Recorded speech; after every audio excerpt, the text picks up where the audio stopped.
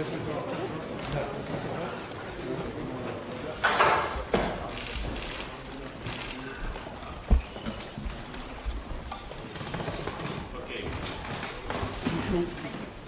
est là.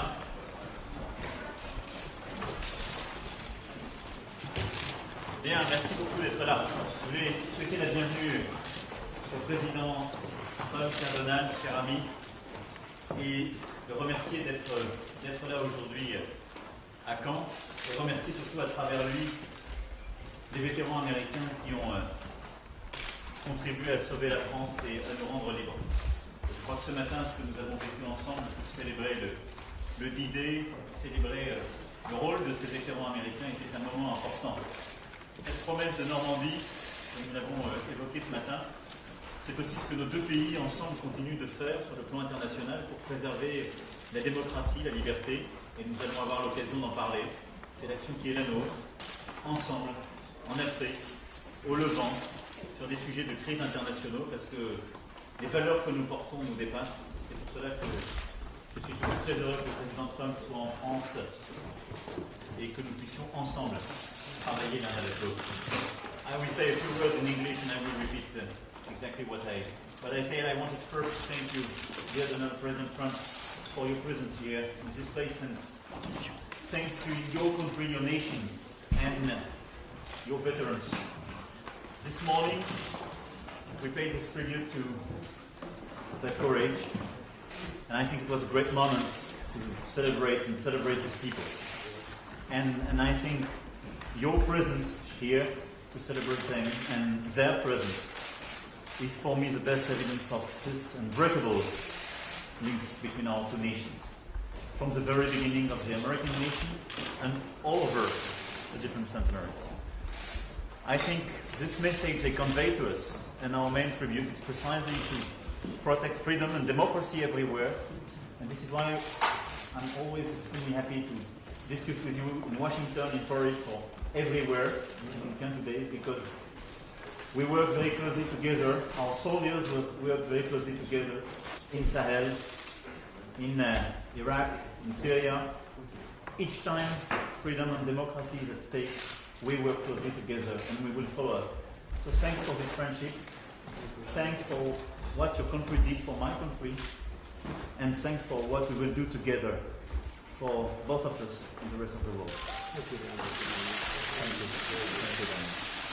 Thank you. Well, thank you very much. And I will say we've had great success working together too. Whether it's the caliphate, whether it was a couple of other things we did militarily, and you know what I'm talking about. And, your military is excellent. My people report back, they say it's absolutely excellent, but they work very well together. This was a very special day, and I want to thank you for inviting me. This was something that was, we read about it all our lives, Normandy. And there were those that say it was the most important ever, not just at that time, but ever. And to be a part of it and to have number 75 years was very, very special. So we very much appreciate it. We met some great people today, some tremendous people, some very brave people. And I look forward to coming back. We'll be coming back. Hopefully over the years we'll be coming back. But it's a very special place. It's an amazing place. And it's somewhere when you think of those places of great importance, this is certainly one of the top. In the eyes of some, it's the top because of what it meant in terms of the turnaround of a very, very bad situation. That was the big turn. So I really enjoyed it. Seeing it firsthand was something, and we're going to be now discussing, first of all, this beautiful place where we ended up. I hope everybody can appreciate. I'd love you to maybe tell some of the folks in the media, just a quick, like you did me, how it started with Napoleon. It's a very interesting place that we're in.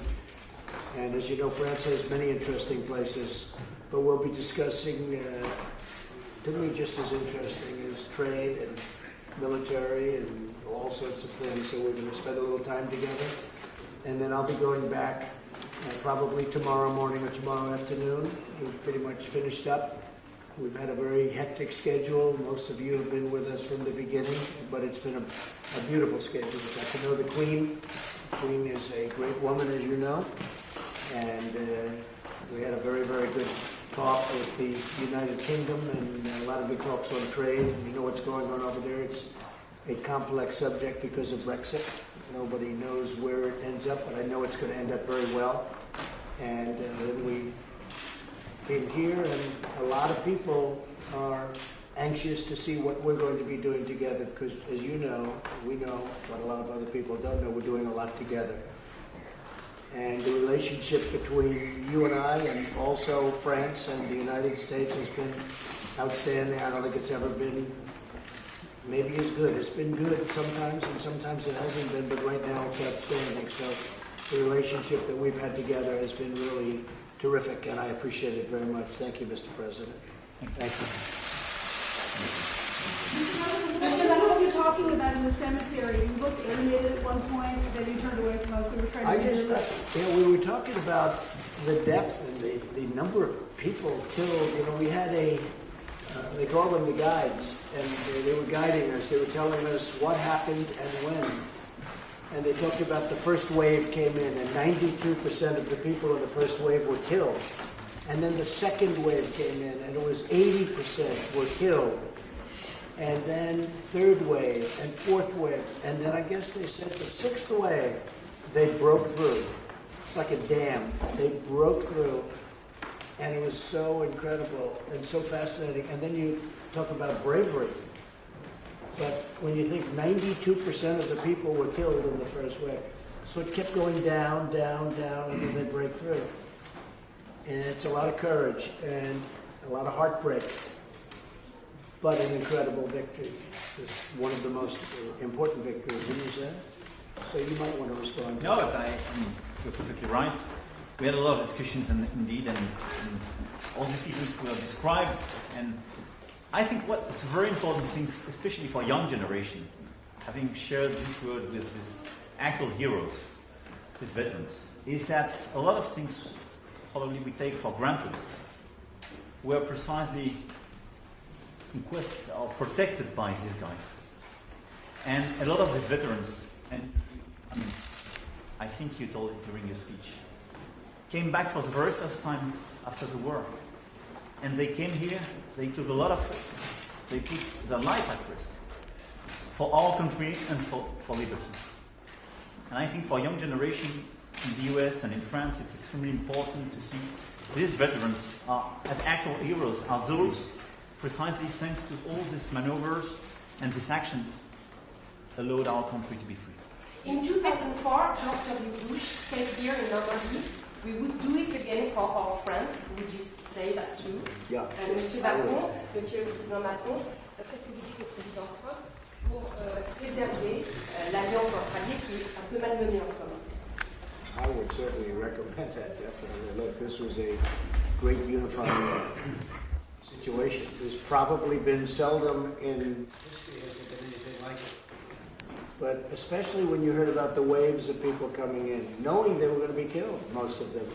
It's just an incredible thing. And then the result was, as many people died, and the result was so important because we have what we have today because of things like that. And it's very sad, but I would absolutely be right there. I would be right there. We have a very good partnership. We really have a partnership. I guess maybe it's the best word. They talk about allies and they talk about many different words you can use, but we have a great partnership, France and the U.S. Mr. President, when will you decide whether to impose additional tariffs on China? Additional tariffs on China? You said earlier this morning that you were looking at when am I going to put the extra $325 billion worth of tariffs? I will make that decision, I would say, over the next 2 weeks, probably right after the G20. One way or the other, I'll make that decision after the G20. I'll be meeting with President Xi, and we'll see what happens, but I'm probably planning it sometime after G20, okay? Thank you. Par rapport à votre question, nous avons aujourd'hui, le Président l'a dit, une relation extrêmement forte, et nous sommes, qu'il s'agisse des opérations que nous menons en Afrique ou au Levant, extrêmement liés. Et nos soldats, ce qui est, je dirais, le risque principal que nous prenons ensemble, travaillent main dans la main sur ce théâtre d'opération. Nous allons aujourd'hui évoquer beaucoup de sujets de tensions internationales, évidemment l'Iran, le Moyen-Orient et d'autres sujets. Et à chaque fois, je crois qu'il est important que nous puissions avoir une vue commune. Ce que ces moments me rappellent, c'est que nous avons su vaincre le joug nazi, précisément parce que toutes les armées alliées se sont mises ensemble et parce que nous avons été fidèles à ce qui est, je crois, très profondément au cœur de l'identité américaine et française. Le coup pour la démocratie et la liberté. Ce que j'ai voulu rappeler aussi tout à l'heure, c'est qu'on ne peut pas séparer l'amour de la patrie et vous de la liberté. En particulier quand on est américain et quand on est français. Et nous savons ça très profondément, c'est dans nos gènes. Et donc à chaque fois que la liberté ou la démocratie sont menacées, nous agissons ensemble. Et donc nous allons poursuivre. Le travail va continuer de se faire et à chaque fois que nous évoquons cela, nous avançons. Donc dans l'heure qui vient, nous allons sur chacun des sujets du moment bâtir des positions communes pour pouvoir avancer. Mais je suis pour ma part extrêmement confiant et surtout je tiens beaucoup à cette relation historique qui nous dépasse et cette amitié qu'il y a entre les États-Unis et la France, le président Trump et moi-même. You support Brexit. Is it the good way? You support Brexit. Is it the good way to ensure Europe is at peace and strong? Well, that's really going to be between the UK and the European Union, and they're working very hard. I know they're working very hard together. It doesn't seem to be working out, but at some point something will happen, one way or the other. It'll all work out, but I'm interested to find out how it happens also. Very big will be who's going to be your new Prime Minister over in the UK. That's going to be a very big thing. That's happening now. So I think before you can think in terms of Brexit for the next few weeks, you're going to have to find out what happens, who's going to be the new leader, and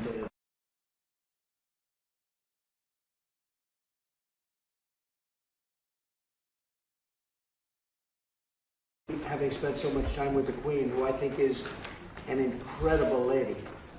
But I spent so much time and there's a lot of question marks as to who's going to be leading. And so it was very interesting talking to her, being with her for so many hours, actually, for somebody. I feel I know her so well, and she certainly knows me very well right now. But we have a very good relationship also with the United Kingdom. But it'll all work out. Mr. President, the two leaders have had differences over Iran in the past. Do those differences remain, and what are you talking about today? Well, I don't think we have differences over Iran. I don't think that the president wants to see nuclear weapons, and neither do I, and that's what it's all about. He doesn't want to see them having nuclear weapons, and I don't want to see them having nuclear weapons, and they won't have nuclear weapons.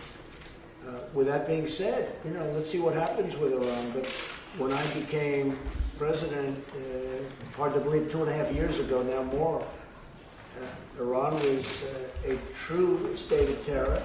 They still are, but they were undisputed champions of terror, and that's a bad thing. And we had 14 different locations where they were fighting, causing between Yemen and Syria, but many other locations and many other battle sites.